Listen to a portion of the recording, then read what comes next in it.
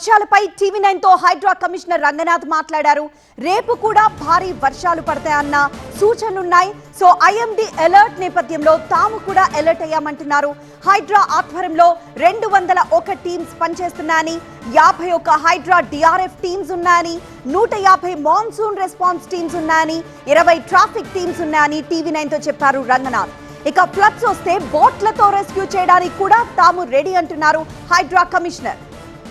TV9 తో ఆయన ఏమన్నారో మరిన్ని వివరాలు మా ప్రతినిధి లక్ష్మీకాంత్ అందిస్తారు.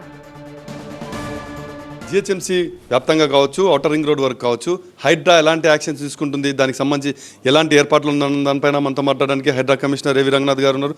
రంగనాథ్ గారు, ఎలాంటి ఏర్పాట్లు మీరు చేయబోతున్నారు? మీ దగ్గర ఎలాంటి ఇండికేషన్స్ ఉన్నాయి? మనకి ఐఎండీ అలర్ట్ ఈరోజు ఈవినింగ్ నుంచి రేపటి దాకా కూడా హెవీ రెయిన్ ఫోర్కాస్ట్ అనేది ఇచ్చారు. Especially northern parts of Hyderabad, అక్కడ మనకి మేడ్చల్, మల్కాజ్గిరి జిల్లా అండ్ అట్లానే మనకి సైబరాబాద్ ప్రాంతంలో పెద్ద ఎత్తున కూడా ఈ వర్షాలు ఉండటానికి ఆస్కారం ఉన్నట్టుగా అలర్ట్ అనేది మనకి ఐఎండీ నుంచి వచ్చింది అన్నట్టు. అలర్ట్ కూడా మీరు చూసారు, రెడ్ అలర్ట్ ఇవ్వటం జరిగింది. అంటే చాలా ఉధృతంగా మనకి మోర్ దెన్ 10-15 సెంటీమీటర్స్ కన్నా ఎక్కువ వర్షపాతం ఉండటానికి ఛాన్సెస్ ఉన్నాయి. అండ్ దీంట్లో భాగంగా ఆల్రెడీ సఫిషియెంట్గా పబ్లిక్ని అలర్ట్ చేయడం జరిగింది. మా దగ్గర నుంచి కూడా టీమ్స్ అన్నింటిని కూడా అప్రమత్తం చేయడం జరిగింది. హైడ్రా ఆధ్వర్యంలో 201 టీమ్స్ ప్రస్తుతం పనిచేస్తున్నాయి. దాంట్లో 51 teams Hydraa disaster response force సంబంధించిన టీమ్స్, డిఆర్ఎఫ్ టీమ్స్ ఉన్నాయి. 150 మాన్సూన్ ఎమర్జెన్సీ టీమ్స్ కూడా, ఎంఈటీస్ కూడా ఉన్నాయి. ఇదే కాకుండా ఇంకొక 20 ట్రాఫిక్ సంబంధించిన టీమ్స్ కూడా ఉన్నాయి. అంటే మొత్తం 201 ప్లస్ ఒక 20 ట్రాఫిక్ టీమ్స్, 221 టీమ్స్ దాకా ఉన్నాయి. అండ్ ఇవన్నీ కూడా మనకి విత్ సఫిషియంట్ ఎక్విప్మెంట్ తోటి కూడా హెవీ డ్యూటీ మోటార్స్ని కూడా మనము డిప్లాయ్ చేయడం జరిగింది. సో 25 HP అండ్ అబవ్ కూడా ఆ మోటార్స్ కూడా ఈ ఆర్ఈబీలు అట్టనే అండర్ పాసెస్ దగ్గర కూడా మనం డిప్లాయ్ చేయడం జరిగింది. ఓకే రంగనాథ్ గారు, ఇప్పుడు మీరు హైదరాబాద్ వ్యాప్తంగా కూడా కాకుండా మీకు మొత్తం కూడా ఔటర్ రింగ్ రోడ్ వరకు మీకు రెస్పాన్స్ ఉంది. సో ఎన్ని అత్యంత సమస్యాత్మకమైన ప్రాంతాలు ఉన్నాయి, మీడియము, మైనరు, ఇట్లా అంటే వాటర్ స్టాగ్నెట్ కావచ్చు, కాలనీలు లోతట్టు ప్రాంతాలు మునిగిపోవచ్చు కావచ్చు, అక్కడ మీరు తీసుకున్న యాక్షన్ ఏ విధంగా ఉంటుంది ఒకవేళ ముంపుకు గురైతే? సో ఇప్పుడు మనకి హైదరాబాద్ వ్యాప్తంగా వాటర్ లాగింగ్ పాయింట్స్ అబౌట్ 450 ఉన్నాయి ఔటర్ రింగ్ రోడ్ దాకా.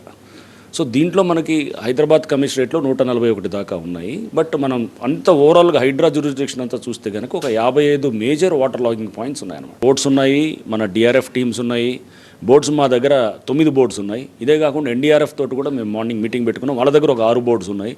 సో ఇవన్నీ ఏదైతే కనుక ఎక్కడెక్కడైతే కనుక ఏది ఫ్లడ్డింగ్ అయ్యి రీచ్ అవ్వలేని ప్రాంతాలు ఉంటాయి, అక్కడ మనకి బోట్స్ అన్నిటి కూడా ఉంటుంది, బయటికి తీసుకురావడానికి మనం చేస్తాము.